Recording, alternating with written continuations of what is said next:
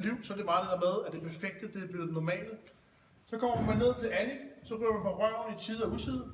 Man sveder, man er grim og alt muligt. Og man kan sige, det er et fantastisk frirum for rigtig mange af dem.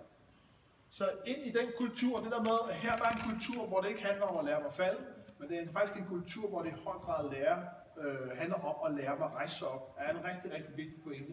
Og det er super at få lov til at opleve et projekt, hvor man faktisk er god til at italesætte, at det er faktisk en vigtig del af det. Det er vigtigt, det er sjovt at løbe på skateboard, de har det sjovt sammen, men de er også med til at forme nogle piger sådan på den lidt lange bane i forhold til at komme ud af deres comfort zone.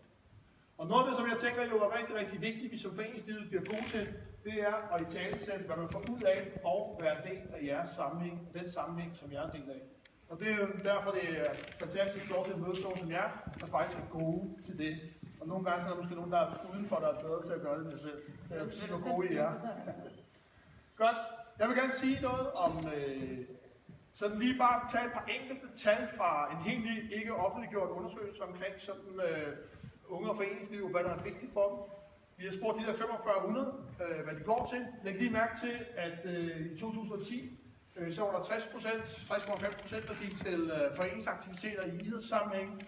Det er den største enkeltarena i drenge og pigers liv. Og det vil sige, når Kirsten siger, at det er et privilegium, så vil jeg også bare sige, at det er et privilegium, men det er også et ansvar.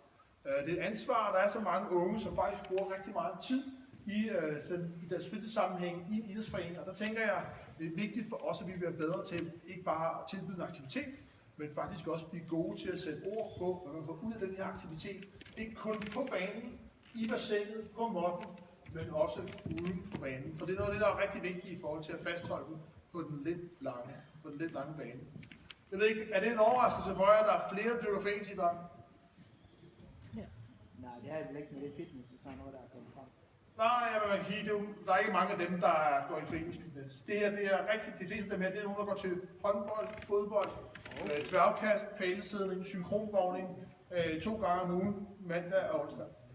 Når vi ser på dem, der dyrker idræt, så er det faktisk også, altså idræt, også selvorganiseret idræt, så er det også stigende.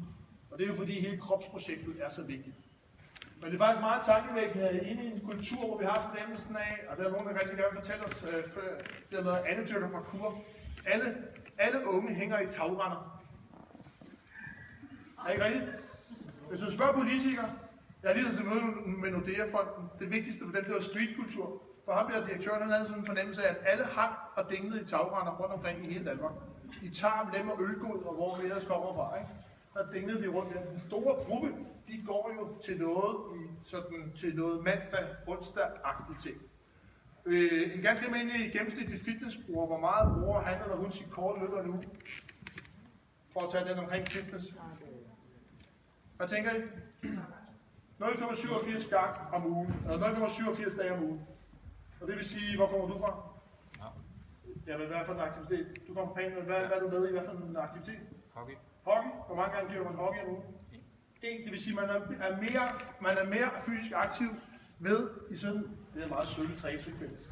Men for eksempel, det bliver man da ikke aldrig god til at gøre. Men man bevæger sig mere, når man kommer ned i pan og spiller hockey, end hvis man er en ganske almindelig gennemsnitlig fitnessbruger, ikke?